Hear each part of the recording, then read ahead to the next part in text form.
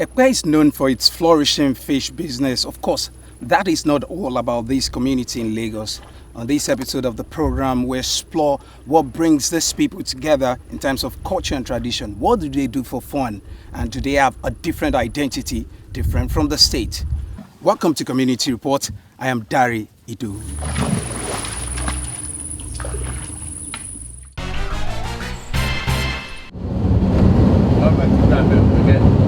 We embarked on the exploration journey to Ekpe, setting out as early as possible. Ekpe town lies about 89 kilometers northeast of the city of Lagos.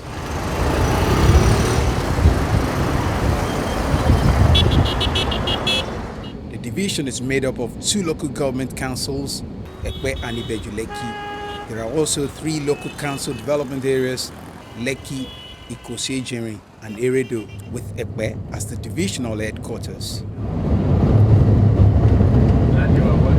One thing Ekpe has in abundance is water. And to have a full experience of what the ancient town has to offer, we stopped by at Ibeju, a village off the expressway, still under the Ekpe division. Sandy beach and coconut-fringed Atlantic coastlines are distinctive features many have explored in Ibeju. But what about the mangroves?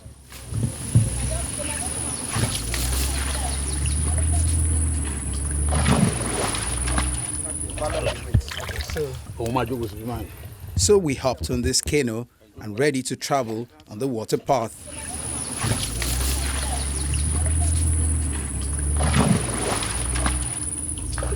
To see nature in its realness.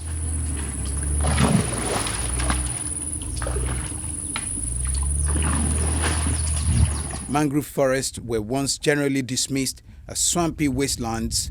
Now scientists and coastal dwellers value them as key parts of the ecosystem.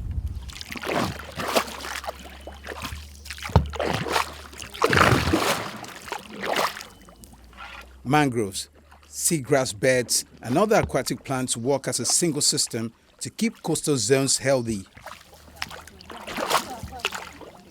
And you can perceive the freshness of the air around this environment.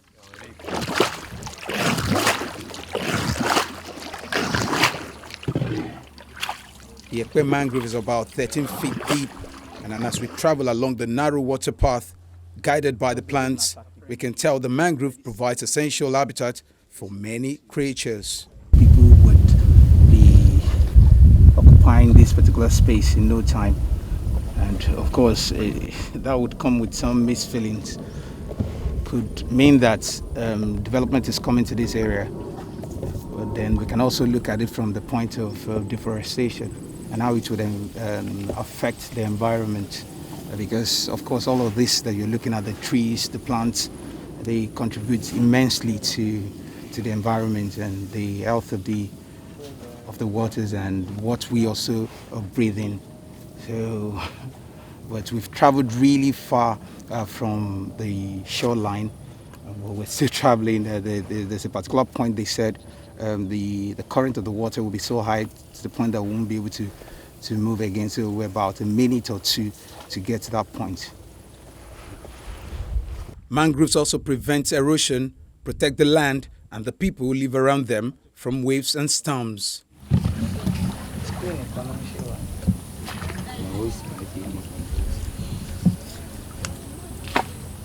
We stopped by the nearby village where the indigents have built their subsistence economy around the water and the forest.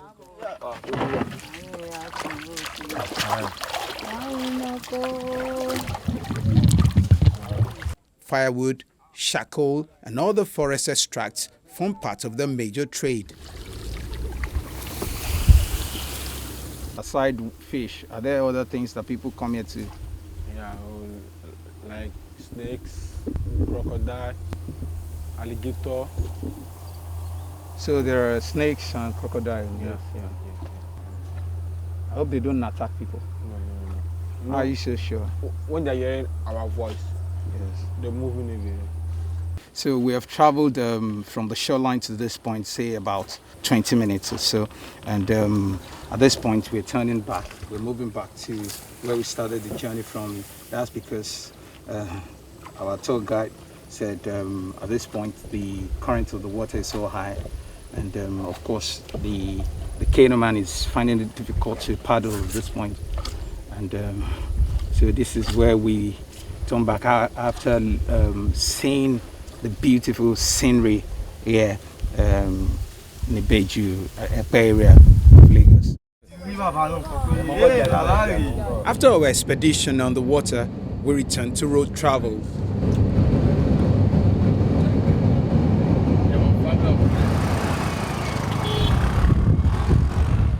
Arriving at Ekpe town on a bright sunny afternoon. Ekpe Fish Market is our next stop. The market is the biggest seafood market in Lagos.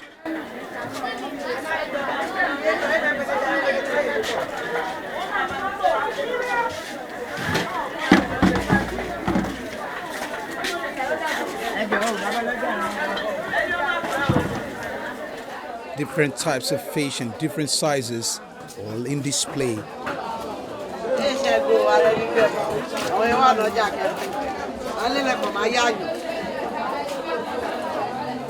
Remi Olukolu is one of the leaders at this market.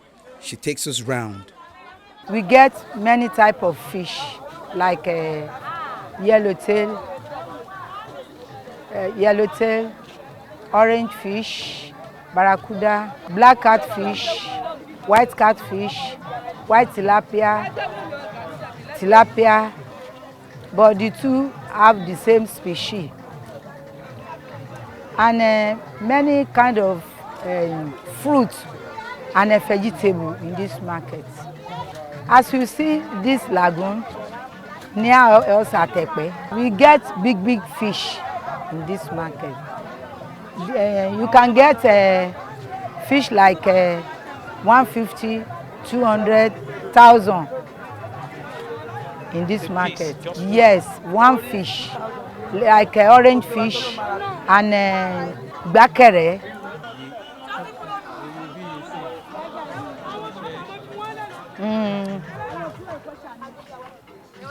Omi tẹ́ ń wò yìí, àwọn ẹja tẹ́ ń wò nínú apẹ̀rẹ̀ yìí, ọ̀bọ̀kún náà ń pè wọ́n. Tí wọ́n bá gbé sókè tó bá lò bí 5 minutes ó máa kú ni, ó lè ṣẹ́jú 5 ó máa kú. Ṣùgbọ́n bó ṣe wà yìí, tí wọ́n bá ti fi sínú omi, tí wọ́n bá ta tán, wọ́n máa fi sínú báskẹ̀tì onídèrí yìí, wọ́n á fi sí, á máa wẹ̀ nú ẹ̀, kò sí nǹkan tó máa ṣe. Ló lè ṣe wà ní bẹ́ẹ̀ ni láti ṣọ́ra ajé. Ẹ ṣáà rí wọn bọ́yẹn wà, ẹja ló wà nínú gbogbo ẹ̀.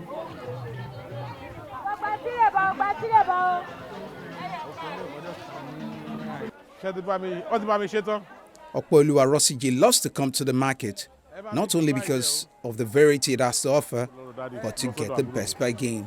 I've been in Ekpe for like 13 years now, and ever since I moved down to Ekpe, excuse me, I always give my family a kind of treats to come to the market to buy different kind of fishes, you know. But my favorites are the white tilapia, Wesafu. I love that with tilapia. No, I used to live in. Why do you like it? No, it's delicious. But I'm going to Lagos to see my parents tomorrow, so I need to get them fish. I'll buy like 3 or 4, you know, bunches. You know, like they call it igon in Yoruba, you know. So they will smoke the fish. You need to taste that one. Wow, you won't take another. They smoke it. Once they smoke it, then you'll be able to preserve it, you know. Then I cook the other one fresh like that. So like this, I'm going to preserve it tomorrow. I'll just put ice, you know, inside cooler. Will be like that till tomorrow when I get to Lagos. So I'll cook it there. I come once in a week, actually. Either on Tuesday or Saturdays, depending on my own laxity of time when I'm available.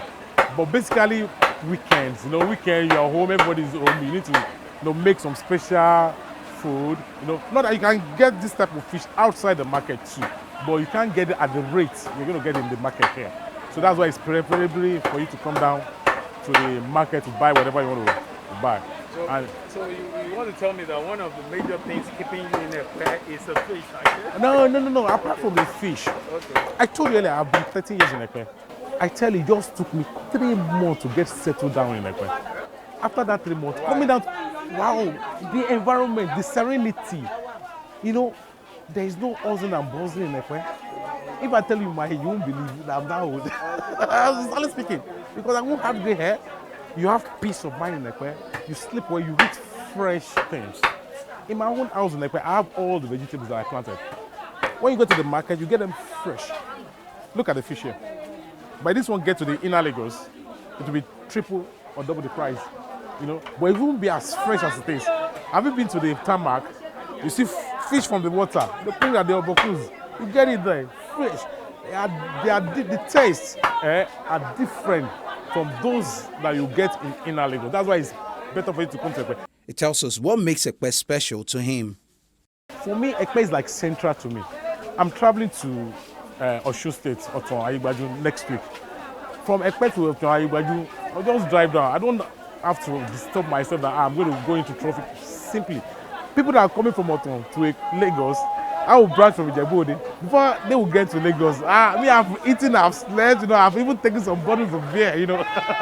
So Ekpe for me is central, and the only thing I would want to say is that the state government, if not for anybody that actually opened up a lot of places in Ekpe, we wouldn't have been this developed as of now. But the state government should give more attention.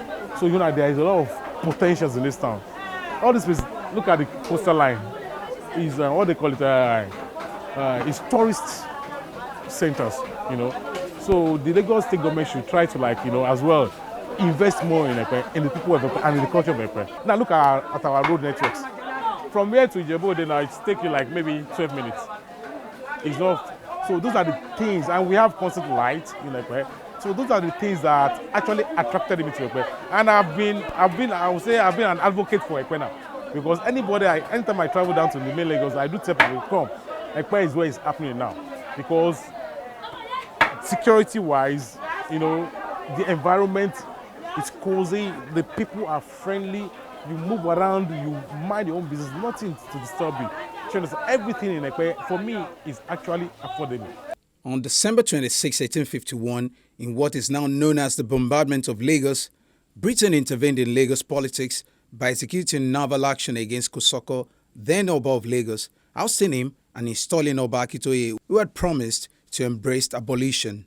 In 1852, Akitoye signed a treaty between Great Britain and Lagos, abolishing the slave trade. Kosoko fled to Ekpe and built an independent base with about 400 warriors. The conflict lasted for a while before a peace accord was signed. King Kosoko's lineage is still in tune with history and its relevance to present-day Ekpe. Before 1860, Ekpe was the soul of the territory called the Lagos colony. Because the moment Kosoko left Lagos, the Lagos business died. And he moved towards this point, that the British were also patronizing his business of, you know, you have the Kosoko spots in Lekki and Palma. The British were coming to use the spot for import and export. People were coming, the place was developing, that the British, the deputy consul had to write requests from the House of Commons that Kosoko should be recognized and his domain should also be recognized. That happened. Yeah, they had to sign the Ekpe Treaty of 1854, 27 September 1854. That treaty was signed, that the whole of Lekki and even Ekpe belongs to Kosoko. That happened. And the business was doing well. But you see, the local intelligence that the British were able to pick on the island called Lagos was that King Dosumu was trying as much as possible to get business back into real form on the island. But it was becoming too difficult. But you see, they also consulted the oracle and all the rest. Because he went behind, because he saw the British as not being capable of bringing the business back. He started discussing with the Portuguese behind. And the British also went even further down to also look at the local intelligence behind the unsuccessful move that they have made towards bringing back business into Lagos, with all the good things attached to it. At this point, they realized that the only thing they could do is to consult from all the people around. It was there they told them that Kosoko left Lagos with all the goodies. If he doesn't come back, the things will not be back. So they had to go back and discuss the Langbasa truce with him of his returning back to Lagos. And he said, come, I cannot return to Lagos if I'm not coming back to Lagos as a king. So they said, okay, you come back to Lagos as a king. Better than a king, with your palace bigger than the existing one. So he agreed, but also asked for space for his followers, which also resulted to the return that he came back to Ekpe to do. And the moment the news went around that Kosoko is coming back, everybody were preparing to come back with him. The businessmen all around the West African coast decided to come, and that gave back to the Reko place you have today, where you have King Kosoko's palace. They built up a beautiful palace facing the Lagoon on about 4 hectares of land. He stays in there, was doing everything. Everybody were coming to meet with him. He became the jewel again of Lagos at the expense of the existing Ileku called Dosumu. Bringing all this to, to limelight, what really happened at the end of the day was also a betrayal. Kosoko was absolutely very old. He was in his 130 or 127. So at that point he died. But before he died, he knew that he's going to die. Of course, everybody would die. They had to make him to do something very, very bad at his own expense, He signed out some documents that gave out most of these lands to the British government. Died, and the business was doing good. The British also took over his ports. They were paying him money, on $10,000 per annum, to help him to manage his business, because his slaves were not doing what they are supposed to do. And that didn't go well with him and the British, because formally the slaves will definitely be available to do what they are supposed to do, but because the abolishment of slave trade couldn't allow the slaves to perform, to the slave and the master and slave thing cannot exist. So the British also came in to support him to make sure that thing comes into existence. So bringing all this together, his return resulted in the collapse of business in Ekpe. And the only way to revive this is to make sure that it is done properly, the way it should be done. And that would definitely allow the business to come back. And, the only thing again is for the two sides to also share their sword, embrace peace, and don't allow the politicians to take over control. And when they take over control, Ekpe would definitely not do well. Ekpe is, let me tell you, Ekpe is the second most important next to Lagos. When you pick Ekpe, after Ekpe you pick the Koru division, then you now pick Badagry division. Why? Because Ekpe saw development before any other division. After Lagos Island, the next is Ekpe. But the return of Kosoko to Lagos Island resulted to the collapse of Ekpe business. So all the people coming to do business on the island and even in Ekpe were of Ikodu descent and the Dahomey descent. So the moment the thing died, the Ekpe business died, they all again moved to island. They didn't go to Ikodu, neither did they go to Badagry. So if you go to if you look at the Badagry history, it all started between 1848 to 1865. But you see, Ekpe had been in existence before that time. Lagos has been in existence before Ekpe.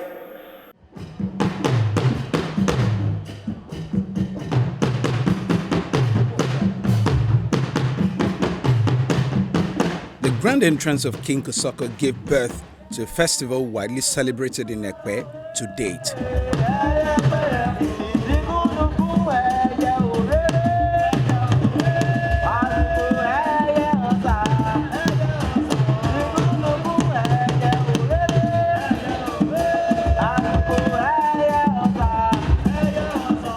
The festival is expected to foster unity among the indigenes. It is also an avenue to attract tourists to the community. We have beautiful story to talk about in this community. It's a story of togetherness. It's a story about unity. The only thing we need to do, besides the culture, culture, it's the summation and the totality of the way of life of our people, which is, of course, is a key to the development of any community. However, the true culture that I believe truly matters is a culture of love, culture of togetherness, culture of unity. That is the only way we can flourish as a community. And that is speaking with one voice. That is what will catapult us into the future. That is what will enable us to bequeath an enduring legacy to our children. That is the spirit of this community. So we have the strength in this community. We just have to be able to work together. That has been the story of our community.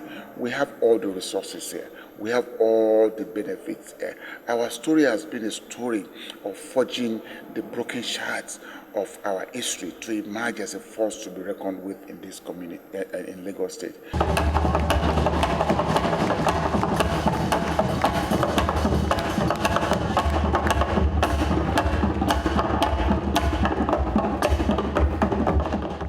Kare is kind of a way of showing love to one another and kind of extending our love to one another through gifts, foods, in any way you feel you can show your friend, neighbor, can extend love to them. So Kare is all about sharing and giving. There is something I want the people in the world out there to know, especially we Nigerians to understand, and people outside Nigeria. Ekpe, aside being the fish hub of Lagos State, Ekpe is a vast land. We are surrounded by water. Our water is a great potential. We have our lagoons, and inside our lagoons we have different species. Aside fish, we have all kinds of species in our water. And aside that, Ekpe, we are beautifully endowed with mangrove forest, and that's why we have many hunters in Ekpe and outside Ekpe there. And when we talk about our potentials in Ekpe, we have great and better potentials. We have untapped resources that we want people to come and tap into. Ekpe is a very, very dynamic community. It's a dynamic environment, and the unity of all the communities cannot be overemphasized. An apostle of peace, of unity, of development, of educating and empowering our youths as well. So I will implore everyone in the whole of the Ekpe division, all the 5 local governments, to ensure that we all join hands to ensure that the whole of Ekpe division is developed. And how can this be done? It is by joining hands in one accord. We have a dynamic governor, and the deputy governor, incidentally, is also from this community. I never doubted his love and commitment to the development of this community. And they are doing the best that they can to bring in love industries into this. I know I've seen the master plan of this community, but it's taking a very slow process because, look, the pandemic, whether we like it or not, had really affected the growth of any community. There have been a couple of industries that are coming into play. But most importantly, the tax of nation building, the way I know it, is a collaborative venture between the government and the citizens. Yes, the government might have a wonderful plan, but are we even paying our taxes as I went due in Lagos State? Lagos State is a state of about 26 million population. Only about 4.2 million people are within the tax bracket. How do you ensure, or how do you get a serious infrastructural development when almost 90% or 70% of people are not paying their taxes? So now that does not mean that the government shouldn't do what they're supposed to do, but all of us will have to work collectively to ensure that feat is achieved. If you look at free trade zone, look, if you stand here now, you can see free trade zone from here. Do you know that? I know there are plans that is in the pipeline that are trying to connect a bridge from the free trade zone that will link Ekpe over the lagoon. That will open up this community tremendously to a lot of opportunities. So we just have to be very patient with our government. They are doing the best that they can, and then eventually they will get the job done.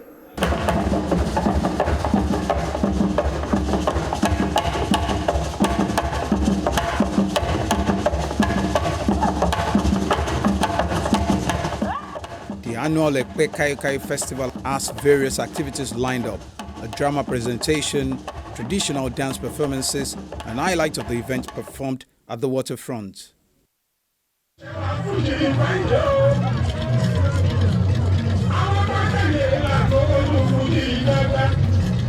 As the sun sets, changing the colors of the sky, the mood by this lagoon in Ekpe follows suit. It is obvious that the water is a source of livelihood as well as a recreational spot for the people of Ekpe. From the beautiful shoreline here in Ekpe, that is where we anchor the show for today. If you miss any part of the program, you can watch it on our YouTube channel. You can also follow the conversation on the social media platforms displayed on the screen. Thank you very much for watching. I am Dari Idu.